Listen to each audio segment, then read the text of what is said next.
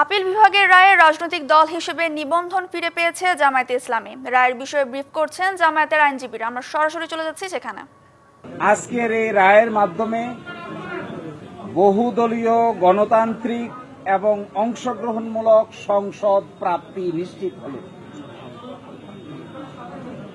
আমরা আশা করি এই রায়ের পরে বাংলাদেশে সঠিক নির্বাচনের মাধ্যমে প্রাণবন্ত সংসদ গঠিত হবে।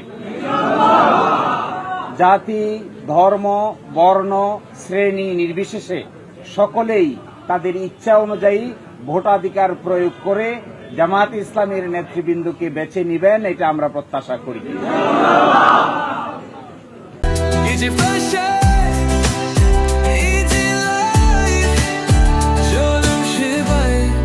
এবং আমরা এটাও প্রত্যাশা করি বাংলাদেশের আগামী সংসদে ইন্টারেস্টিং এবং কনস্ট্রাকটিভ বিতর্ক হবে, যার মাধ্যমে ডেমোক্রেসি একটি স্থায়ী রূপ লাভ করবে।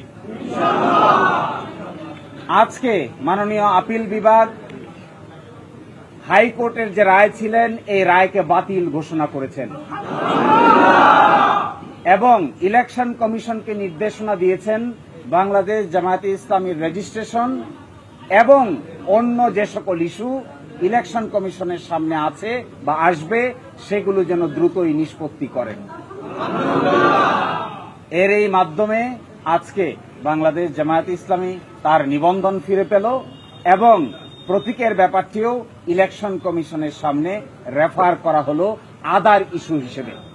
এই জন্য আমরা মামলার শর্ট অর্ডার চেয়েছি। আমরা আশা করি আগামীকালকের মধ্যেই মামলার সংক্ষিপ্ত আদেশ আমরা হাতে পাব। এই সংক্ষিপ্ত আদেশ আমরা ইলেকশন কমিশনের কাছে অ্যাপ্রোচ করব। বাকিটা ইলেকশন কমিশন আইন অনুযায়ী অতি দ্রুত জামাতের নিবন্ধন এবং জামাতের প্রতীক বুঝিয়ে দিবেন, এটা আমরা প্রত্যাশা করি। যে আজকে যে ডাইরেকশন দিয়েছেন আপিল বিভাগ, সেই ডাইরেকশনে বলেছেন জামাতের রেজিস্ট্রেশন এবং অন্য কোনো ইস্যু যদি ইলেকশন কমিশনের সামনে থাকে তাহলে যেন ইলেকশন কমিশন এটা ডিসপোজ করে। এই অন্য ইস্যু বলতে আমরা বোঝাচ্ছি এটি হলো প্রতীক সংক্রান্ত ইস্যু।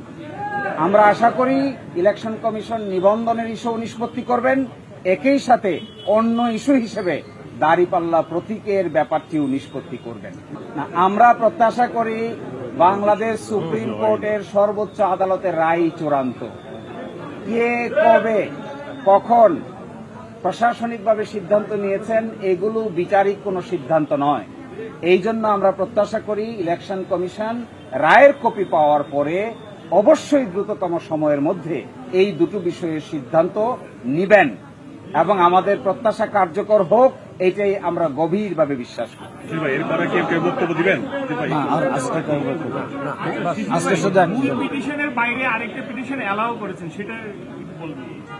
মূল পিটিশনের বাইরে আরেকটি পিটিশন যে অ্যালাউ করেছেন এটা ওইটার সঙ্গে কানেক্টেড, ওটা আজকের কোনো বড় ইস্যু নয়, সেই জন্য এটা এখানে উল্লেখ করা না করার মধ্যে কোনো পার্থক্য নাই। না, এটা জামায়াত ইসলামের পক্ষ থেকে বিবৃতি দেওয়া হবে সময় মতো। আপাতত এখানে কেউ অ্যাড্রেস করছেন না। আপনাদের সবাইকে অসংখ্য ধন্যবাদ ধৈর্য ধারণ করে এখানে কষ্ট করে সময় দেওয়ার জন্য।